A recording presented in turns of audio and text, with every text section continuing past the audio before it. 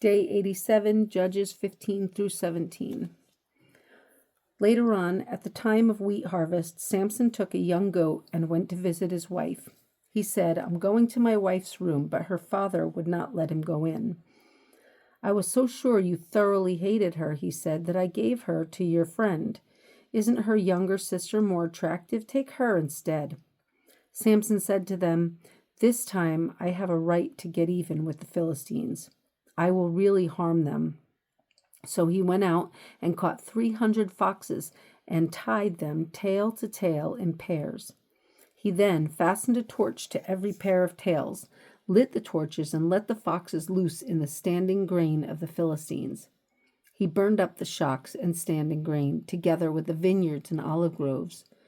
When the Philistines asked who did this, they were told, "Samson, the Timnite's son-in-law, because his wife was given to his friend."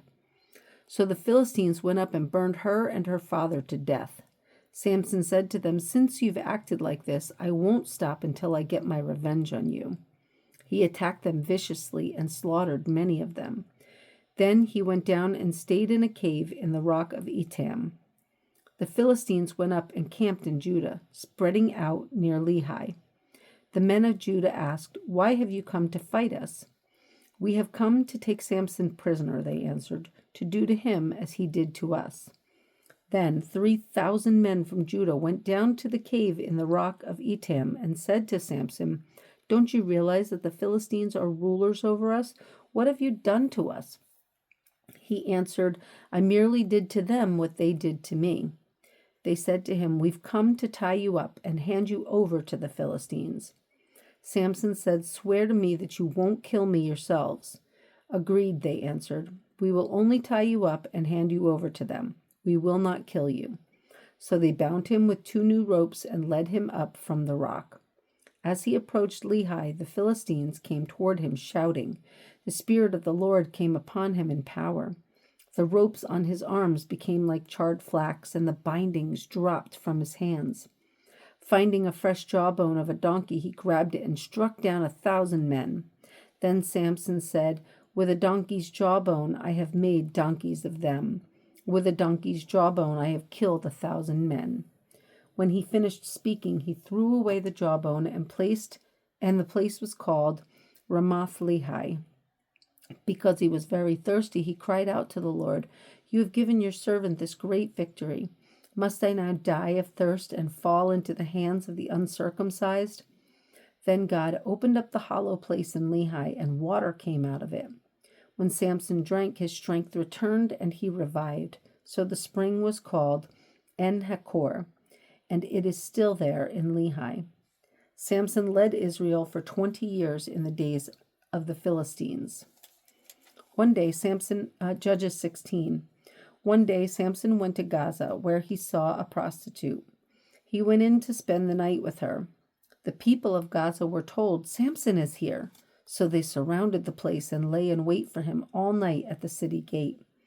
They made no move during the night, saying, "At dawn we'll kill him." But Samson lay there only until the middle of the night. Then he got up and took hold of the doors of the city gate, together with the 2 posts, and tore them loose, bar and all. He lifted them to his shoulders and carried them to the top of the hill that faces Hebron. Sometime later, he fell in love with a woman in the valley of Sorek, whose name was Delilah. The rulers of the Philistines went to her and said, "See if you can lure him into showing you the secret of his great strength, and how we can overpower him so we may tie him up and subdue him. Each one of us will give you 1,100 shekels of silver." So Delilah said to Samson, "Tell me the secret of your great strength and how you can be tied up and subdued." Samson answered her, "If anyone ties me with 7 fresh thongs that have not been dried, I'll become weak as any other man." Then the rulers of the Philistines brought her 7 fresh thongs that had not been dried, and she tied him with them. With men hidden in the room, she called to him, "Samson, the Philistines are upon you." But he snapped the thongs as easily as a piece of string snaps when it comes close to a flame. So the secret of his strength was not discovered.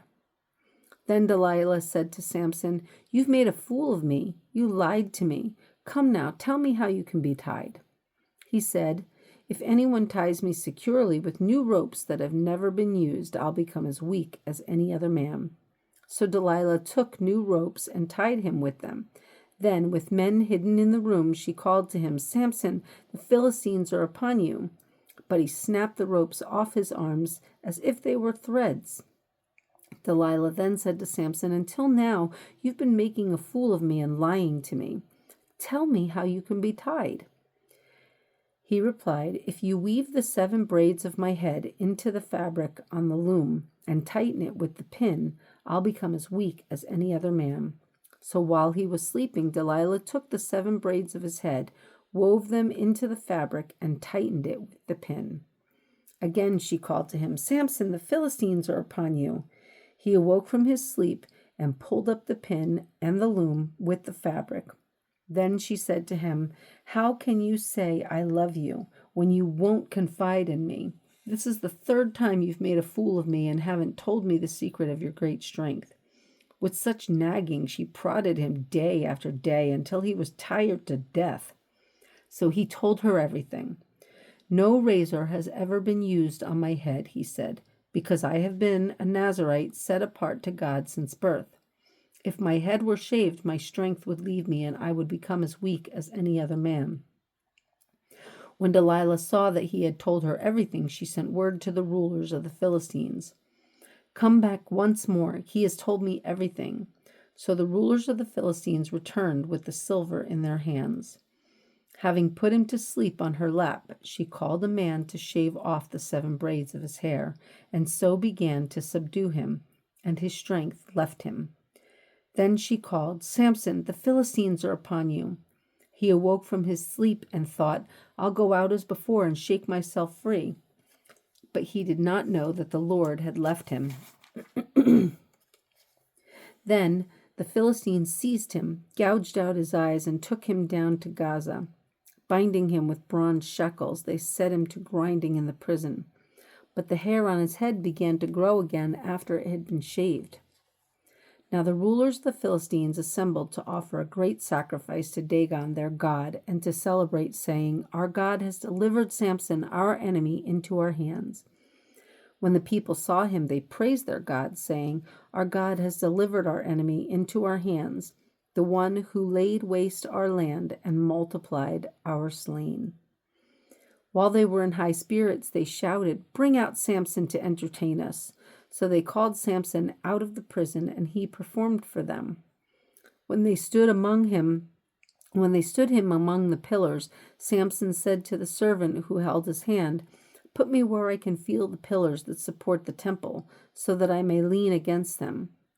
Now the temple was crowded with men and women. All the rulers of the Philistines were there, and on the roof were about 3,000 men and women watching Samson perform. Then Samson prayed to the Lord, "O sovereign Lord, remember me. O God, please strengthen me just once more, and let me with one blow get revenge on the Philistines for my 2 eyes." Then Samson reached toward the 2 central pillars on which the temple stood. Bracing himself against them, his right hand on one and his left hand on the other, Samson said, "Let me die with the Philistines." Then he pushed with all his might, and down came the temple on the rulers and all the people in it. Thus he killed many more when he died than when he lived. Then his brothers and his father's whole family went down to get him. They brought him back and buried him between Zorah and Eshtaol in the tomb of Manoah, his father. He had led Israel 20 years. Judges 17. Now a man named Micah from the hill country of Ephraim said to his mother, "The 1,100 shekels of silver that were taken from you, and about which I heard you utter a curse, I have that silver with me. I took it." Then his mother said, "The Lord bless you, my son." When he returned the 1,100 shekels of silver to his mother, she said, "I solemnly consecrate my silver to the Lord for my son to make a carved image and a cast idol. I will give it back to you." So he returned the silver to his mother, and she took 200 shekels of silver and gave them to a silversmith who made them into the image of the idol. and they were put in Micah's house. Now, this man Micah had a shrine, and he made an ephod and some idols, and installed one of his sons as his priest. In those days, Israel had no king. Everyone did as he saw fit. A young Levite from Bethlehem in Judah, who had been living within the clan of Judah, left that town in search of some other place to stay. On his way, he came to Micah's house in the hill country of Ephraim. Micah asked him, "Where are you from?" "I am a Levite from Bethlehem in Judah," he said, "and I'm looking for a place to stay."